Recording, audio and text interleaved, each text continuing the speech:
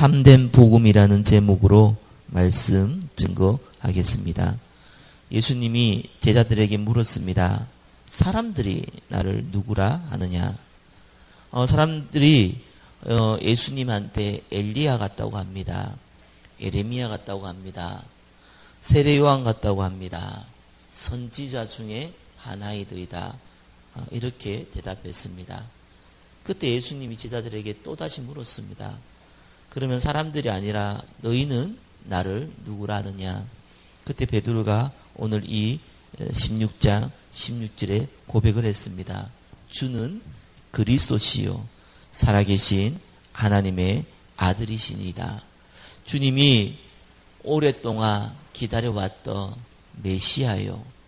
우리의 모든 문제, 제 문제를 해결하신 만왕의 왕이신 그리스도이십니다. 라는 고백입니다.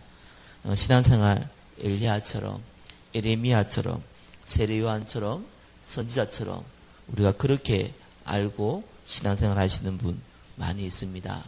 저와 여러분이 가지고 있는 복음은 그런 시시한 것이 아닙니다. 그리스도십니다.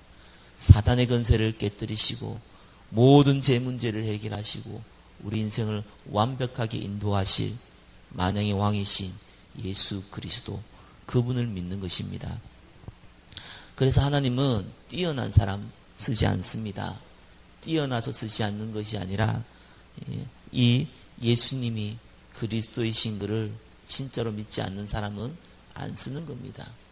아무래도 연약한 사람들이, 아무래도 가난한 사람들이 오히려 예수가 그리스도에 대한 믿음을 많이 가지고 있는 것 같습니다. 그래서 가난한 자를 통해서, 그래서 연약한 자를 통해서 가진 자, 능력 있는 자를 부끄럽게 한다고 성경은 말을 하고 있습니다. 로마를 쓰지 않았고 바리새인들을 쓰지 않고 오히려 무식한 제자들과 또한 연약한 초대교회를 하나님은 사용했습니다. 그렇다고 해서 그들이 아무런 힘도 없이 하나님 앞에 쓰임받은 것이 아닙니다. 성령의 참된 능력을 가지고 참된 축복을 가지고 참된 내용을 가지고 하나님 앞에 증인이 되었습니다. 그럼 그렇게 할 수 있는 방법이 있잖아요. 그걸 오늘 다시 한번 확인해야겠습니다. 첫 번째는 절대적인 이유입니다. 이유가 분명해야 됩니다. 이 시대의 사람, 모든 사람은 영적으로 죽었습니다. 영적으로 봤을 때는 모두가 시체입니다. 하나님 안 믿는 모든 사람, 예수님이 주인이 안 되어 있는 모든 사람은 성경에 뭐라고 나와 있습니까? 허물과 죄로 죽었다고 나와 있습니다. 이미 죽었습니다. 그리고 너희 아비 마귀라고 했습니다.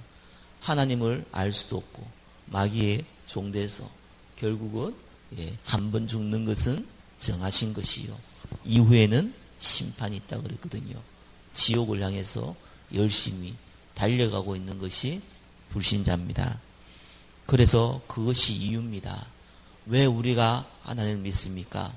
믿음의 결국 영혼의 구원입니다. 왜 저와 여러분들이 예수를 주로 고백합니까? 죽어가는 이 땅에, 죽어가고 있는 우리 가족이, 죽어가고 있는 이 시대를 하나님이 우리를 통해서 살리시기를 원합니다. 생명을 전달하기를 원하시고 재앙을 막기를 원하십니다. 그것이 이유입니다.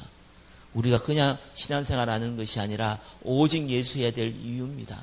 모두가 죽잖아요. 70억 인구가 되는 이 하루에 수천만 명이 죽는데요.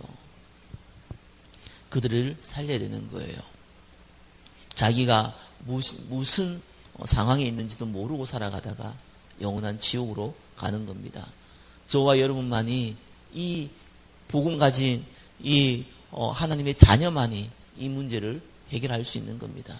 그래서 하나님이 우리를 부르실 때 왕같은 족속이요 거룩한 나라요 하나님의 소유된 백성으로 그의 아름다운 덕을 선전하기 위해서 불렀다고 나와 있습니다. 그것이 이유입니다. 그리고 저와 여러분들은 내용을 가지고 있어야 됩니다. 하나님은 많은 지혜와 지식을 가진 사람을 쓰는 게 아닙니다. 저와 여러분들은 많은 거 없습니다. 그렇게 똑똑하지도 않습니다. 저와 여러분들이 단순할 수 있습니다. 그러나 성경에 중요한 부분이 있습니다. 예수 그리스도가 아니라니까요. 오직 예수 그리스도. 갈보리산에서 모든 문제를 끝내신 오직 예수 그리스도. 그리고 우리에게 미션을 주지 않습니까? 하나님의 나라.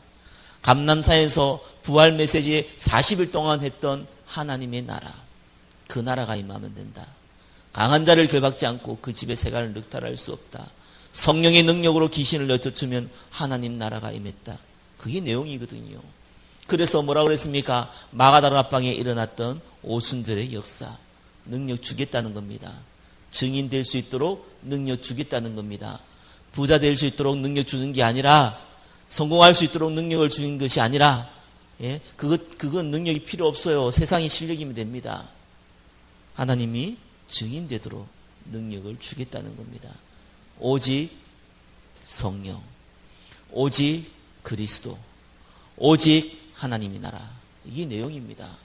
그것이 저와 여러분에게 각인되어야 되고, 뿌리내야 되고, 체질되어지고, 현장에 증거되어야 됩니다. 그것이 내용입니다. 마지막으로 방법입니다. 그냥 방법이 아니고 절대적인 방법입니다.